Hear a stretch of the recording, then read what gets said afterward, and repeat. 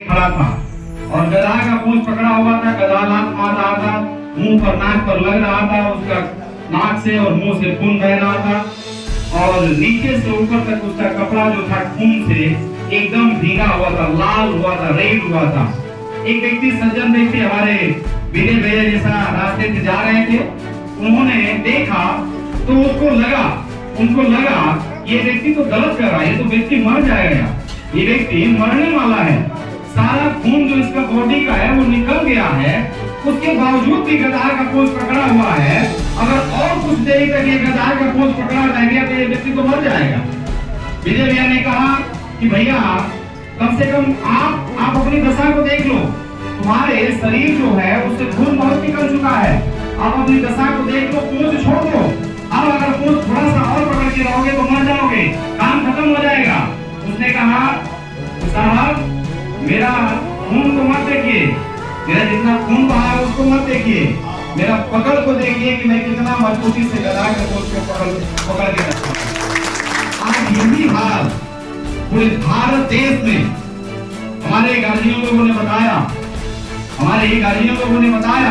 हमारे राष्ट्रीय अध्यक्ष भी उड़ीसा की धरती पर बोला था कि हो सकता है कि 2024 के बाद में इलेक्शन होगा नहीं होगा, इसका कोई गारंटी नहीं है। हमारे गार्जियन बता रहे थे 272 बहुमत पारित करने के लिए होता है और 400 पार संविधान को खत्म करने के लिए, संविधान को बदलने के लिए होता है। इस बात को हम सब लोग को समझना होगा।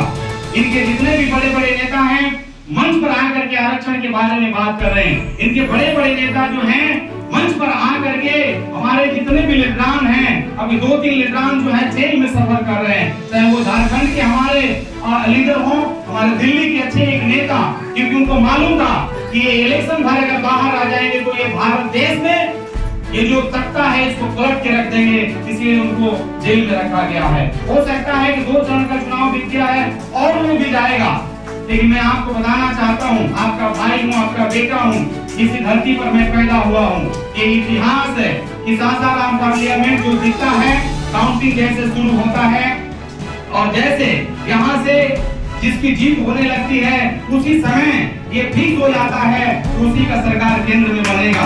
इसलिए आप सबसे ज्यादा समय न ले तो मैं निवेदन करूंगा, क्योंकि मैं गठबंधन करने जब मीटिंग था मैं अपनी बातों को रखा था और अपनी कहानी को मैं बताया था कि मैं कहां से आया हूं, मेरा घर कहां है, मेरा पिताजी का क्या स्थिति था, कैसे मैं बड़ा हूं, ये आप लोगों से छुपा नहीं है। हमारे गार्जियन ने बताया कि संघर्ष करके मैं यहाँ तक आया हूँ। मेरा छोटे भाई का वाइफ जो है पूनम भारती, वो चेयरमैन है जिला पार्षद का, मेरे बड़े भाई जो है वो ब्लॉक प्रमुख है।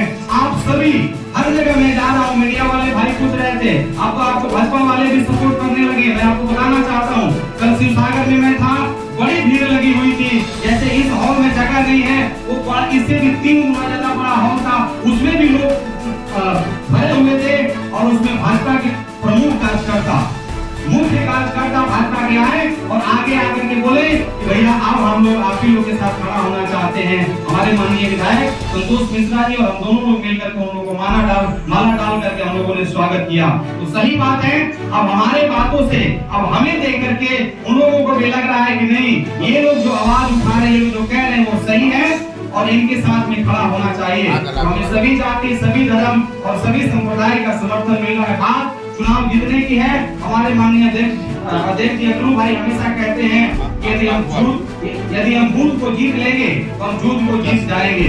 हम जिस गांव से आए हैं आज चुनौती लेके जाएं, हम ज्यादा जिस गांव से आए हैं आज चुनौती लेकर के जाएंगे। हम भगुना प्रखंड के बारे में नहीं सोचेंगे, हम गुजरा प्रखंड के बारे में नहीं सोचेंगे, हम जिला के बारे में नहीं सोचेंगे। यदि हम जिस गांव में रहते हैं उस गांव में यदि हम जीत जाएं, ये चुनाव जीत जाएंगे, इस चुनाव को हम फतह कर देंगे। इसलिए आपका भाई, आपका बेटा हूँ, बहुत सारे हमारे अनुभवी गार्जियन लोग हैं जिनके गोद में मैं खेला हूँ। आज भी मुझे याद है मैं जब छोटा उस बच्चा